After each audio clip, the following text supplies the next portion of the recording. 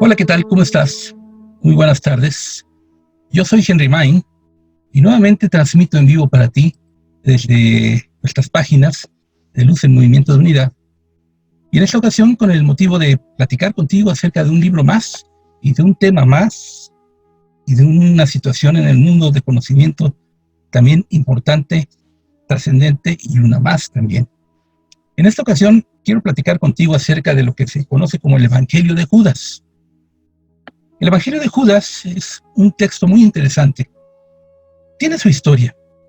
Resulta que por ahí de los años 70 del siglo pasado, mediados de los años 70, algunos campesinos, ellos de origen egipcio, y en el poblado de Al-Minya, pues estaban haciendo sus labores de cada día y se encontraron con un texto muy antiguo, por ahí, entre donde ellos estaban, se lo encontraron. Pues resulta que era un texto muy antiguo del tipo de lo que se conocen como evangelios, que divulgan la palabra. Este texto, pues obviamente fue vendido. Los campesinos dijeron: aquí tenemos una oportunidad de ganar algo de dinero. Vieron que se interesaban algunos anticuarios por él cuando se lo presentaron a varios de ellos, lo compraron y estos anticuarios lo fueron vendiendo en partes, en trozos, en pedazos, en páginas o en fragmentos, vamos a decir mejor, a otras personas que se pudieran interesar por él. Estos anticuarios entonces redujeron el texto mismo en fragmentos y pues estos fragmentos viajaron por el mundo entero, estuvieron en todos lados dándose a conocer de una forma y de otra según las posibilidades de cada día y de quienes se fueran interesando por ellos, por estos textos. Llegaron entonces así finalmente a manos de un grupo de estudiosos de estos temas, quienes dijeron: pues esto está muy interesante, sí me interesa realmente saber un poco de esto, o lo más que se pueda rescatarlo, este texto, restaurarlo lo más que se pueda, y de ahí ver qué conocimiento podemos sacar, pues ahora sí que para el mundo, un rescate de tiempos bíblicos. En el año 2001 entonces, un equipo de expertos lo trabaja, y viendo que estaba escrito en el antiguo idioma copto, originario de Egipto, pues hicieron su traducción y lo fueron recabando. No se tiene el texto completo porque se perdieron muchas partes debido a esta fragmentación que hicieron los anticuarios que compraron el texto original a esos campesinos ahí en Egipto. Y miren, es muy interesante el texto, dice muchas cosas, amplias todas ellas, y me voy a abocar a la parte final de esta revisión que hacen quienes divulgan el texto de una manera muy didáctica, un equipo de estudiosos que está conformado por Rodolphe Kasser, por Marvin Meyer y por Gregor Burst, y le llaman a este texto el Evangelio de Judas. Te lo presento, mira, aquí está. ¿Qué tal? El Evangelio de Judas es, como yo lo he dicho en otras ocasiones, uno de esos textos que tengo en mi biblioteca y que ahora desempolvo para ti. Voy a abordar entonces la parte en donde, pues al final del texto, hay mucho que abordar. Les digo, esto solamente lo puedes ver por fragmentos en una transmisión de este tipo, pero pues se trata de ver el Evangelio de Judas como texto cético cristiano. Cético. ¿Conoces el término cético? Te voy a dar un contexto del mismo. En el mismo texto que voy a leer, se menciona el mito de Set y la creación de Adán y de Eva. Si eres estudioso de la Biblia, probablemente sí estés más enterado. Si no, déjame, te voy a platicar.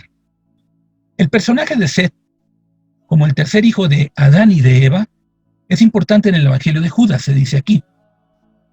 El Evangelio de Judas describe a un ser llamado Set, precisamente Set, llamado también Cristo, como un señor angélico del mundo, y se refiere a la estirpe de Set, también llamada la gran estirpe, aquella estirpe y la estirpe sin señor que la domine, y a los padres de Set, Adán y Eva, y también se refiere a Adamas, descrito como un Adán celestial en una nube de luz. ¿Qué significa todo esto? En la Biblia la primera familia es muy conflictiva. Los padres tienen problemas con Dios y son expulsados del paraíso, y los dos primeros hijos, que son Caín y Abel, tienen ambos mal final. Set, según el Génesis 4:5, nace de Adán y Eva como otro hijo, otra semilla. otra estirpe, se puede decir también. Concebido a imagen de Adán, igual que Adán fue concebido a imagen de Dios. Es él quien saca adelante a la familia de Adán. Más adelante, el Génesis cuenta que Set tiene un hijo. ¿Sabes quién era el hijo de Set? Enoc, precisamente. Y que por aquel tiempo la gente comienza a llamar al Señor Yahvé por su nombre sagrado. Bueno, esto se dice a grosso modo, y es como introducción para que tú entiendas más o menos este término de Set, o de lo que se dice en el texto, que es una revisión que se hace de él mismo desde el punto de vista de un texto sético cristiano.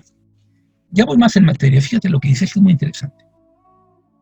Uno de los elementos característicos del Evangelio de Judas es su insistencia en los asuntos astronómicos y astrológicos, especialmente en la influencia de las estrellas y los planetas en la vida humana.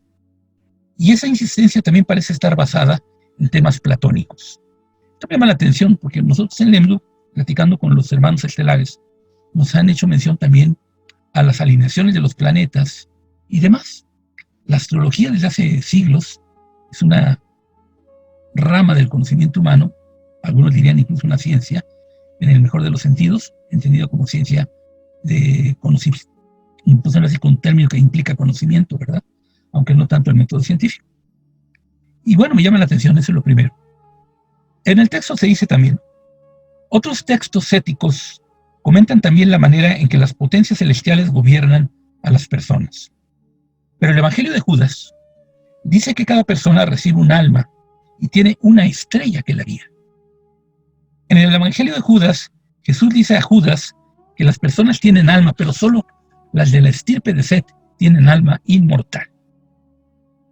¿Qué implica tener alma inmortal? Bueno, pues aquí se explica un tanto. Dice, aquí y en todo el texto se diferencia el espíritu de una persona de su alma. El espíritu puede ser hálito vital, mientras que el alma puede ser la persona interior, que viene de la divinidad y a ella retorna. La misma diferencia ayuda a explicar lo que quiere decir Jesús cuando le enseña a Judas, según dice el Evangelio de Judas, en el versículo 53, que aunque la gente corriente alberga un espíritu durante algún tiempo, la gente de la estirpe de Set tiene tanto un espíritu como un alma dados por el gran uno. El gran uno, me gusta eso. Aquí hay conceptos que tienen que ver mucho con lo que en Lemdu promovemos, el movimiento de unificación, porque todo va dirigido al uno y todo es uno. Y aquí se habla del gran uno. Jesús también reflexiona sobre las estrellas y en el Evangelio de Judas 42 recalca a Judas y a los otros discípulos lo siguiente: cada uno de vosotros tiene su propia estrella. O sea que los discípulos de Jesús venían de otra estirpe. Y si vamos viendo las distintas encarnaciones de cada uno de ellos, pues se ve que eso es así. Vienen siempre con una intención de unificación y de llevar las almas, a las almas, hacia la unificación, hacia el retorno, con el uno, con el gran uno, como se le menciona aquí en el Evangelio de Judas. Más adelante en el texto se nos dice lo siguiente: la estrella natal de Jesús, o mejor dicho, la de Judas, es santa. Esto le dice Jesús hacia el final del Evangelio de Judas. Judas puede estar destinado a la aflicción, como lo advierte a lo largo del texto, y se convertirá en el 13º, el sobrero del círculo de los 12 discípulos, maldecido por los otros y reemplazado en el círculo de los 12 por otro. Efectivamente, Judas fue reemplazado. Así, Jesús llama a Judas 13º espíritu. Literalmente, 13º daemón o demonio. Mala traducción o mala interpretación. Daemón entendido como lo decía pues Platón y Sócrates, ¿verdad? Usando el término empleado precisamente, como dice aquí, por Platón, para el espíritu guía de Sócrates y de otros. El espíritu guía no es una palabra negativa. Daemón es el espíritu guía de un ser iluminado. A pesar de todas las dificultades y la oposición a las que se enfrenta Judas, Jesús le promete que el futuro le reportará bienaventuranza y alegría. Y como apunta Bart Ehrman en su ensayo, el 13 resulta ser el número de la suerte para Judas. El 13. Los que conocen de numerología saben que el 13 es un número que rompe la serie, que va más allá de ella, la serie siendo de 12 números, y que por tanto es un número muy poderoso. Malamente se le considera de mala suerte. Es justamente lo opuesto. Jesús pide a Judas que busque y reconozca que entre todos y entre todas las estrellas del cielo, su estrella marca el camino. Está marcando como si fuera un guía, un encabezador de movimientos. También nos dice el texto: el evangelio de Judas parece ser un evangelio cético cristiano temprano, con enseñanzas de Jesús ofrecidas a Judas Iscariote para anunciar un camino hacia la salvación y la iluminación, basado en el conocimiento de uno mismo y de la divinidad. El mensaje del evangelio de Judas es que, igual que Jesús es un ser espiritual, que ha venido de los cielos y volverá a la gloria, también los verdaderos seguidores de Jesús son personas con alma cuyo ser y destino están con la divinidad. Los seguidores de Jesús. Se refiere a sus discípulos. Desde entonces, aquellos que se conocen a sí mismos pueden vivir en la fortaleza de su persona interior.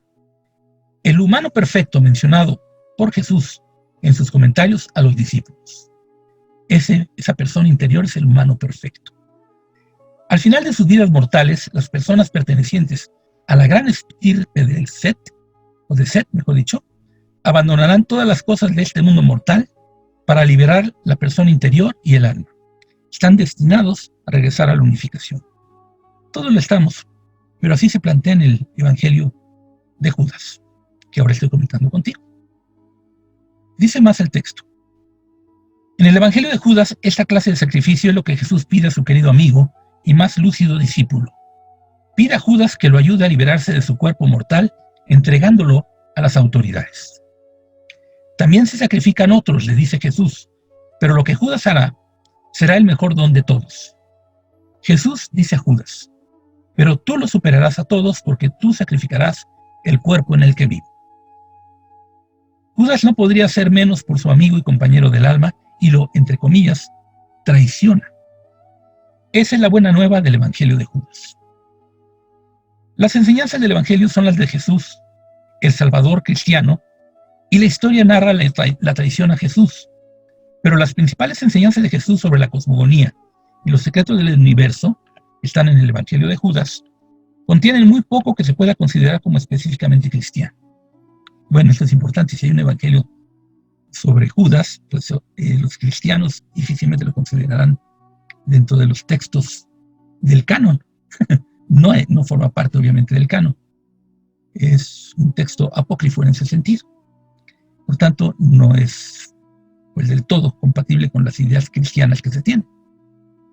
Este relato, que consideran aquí cosmogónico, está basado en conceptos e interpretaciones de las escrituras judías, innovadoras e influidos por las ideas platónicas. El único elemento indiscutiblemente cristiano de todo el relato es la rápida referencia a Set, llamado Cristo. El relato cosmogónico parece haber tenido su origen en un contexto cético judío más antiguo y ha sido adoptado y cristianizado ligeramente como enseñanza de Jesús. Repito, el término cético se refiere a Set, quien es considerado el tercer hijo de Adán y de Eva, y quien venía de otra estirpe, y quien salva a la familia de Adán y de Eva. Viene con otra línea, viene desde otro origen, que sería el mismo origen de Adán, que fue hecho a imagen y semejanza del Padre. En otras palabras, dice el texto, la enseñanza cética judía se transforma en enseñanza cética cristiana en el Evangelio de Judas. Jesús, pues, es presentado como el maestro y revelador de conocimiento en el Evangelio de Judas. Viene de la divinidad y a la divinidad volverá, e instruye a Judas y a miembros de la estirpe de Set. Como tal, precisamente los instruye. Y ya casi para terminar este texto, que es importante, que lo que estoy buscando con él es darte un motivo de curiosidad al respecto del mismo, para que por ti mismo lo estudies, lo indagues, lo leas, lo busques alguna referencia de él en algún lado. Ya casi para terminar, decía yo, el texto dice lo siguiente. Quedan preguntas acerca de las asociaciones y relaciones de Jesús según el Evangelio de Judas, pero no acerca de su proclamación. Jesús proclama un mensaje místico de esperanza y libertad, articulado en términos gnósticos ascéticos. Deja a Judas y a los lectores del Evangelio con una promesa de iluminación y liberación, y exhorta a Judas a mirar a las estrellas. Como dice Jesús a Judas en el Evangelio de Judas 57, levanta tus ojos y mira la nube y la luz que hay en ella y las estrellas que la rodean. La estrella que marca el camino es tu estrella. Y así reconoce a Judas como desde otra estirpe, como lo son todos y cada uno de los discípulos de Jesús. Forman parte de la estirpe. Muchas gracias por esta compañía que me das en estas transmisiones que estoy realizando ocasionalmente. Y en esta ocasión estoy revisando contigo la parte final, y solamente picando en la superficie de lo que es el Evangelio de Judas. Aquí te lo presento. El Evangelio de Judas lo puedes encontrar en distintas ediciones. Yo lo tengo en esta edición, lo compré hace muchos años, y aquí está para ti. Y este es un intento de mi parte de hacerte llegar posibilidades de conocimiento que quizás no han llegado aún a ti, o que si bien llegaron, pueden ser recapituladas en esta nueva posibilidad que nos da el mundo del siglo XXI en el planeta Tierra. Interpretaciones que ya tienen más que ver con apertura de pensamiento, sobre todo con apertura del corazón, con mensajes que vienen desde lo más alto y con este reconocernos como uno que en LEMDO promovemos, Luz en Movimiento de Unidad. Yo soy Henry Main y te agradezco mucho la compañía. Te propongo que nos veamos pronto.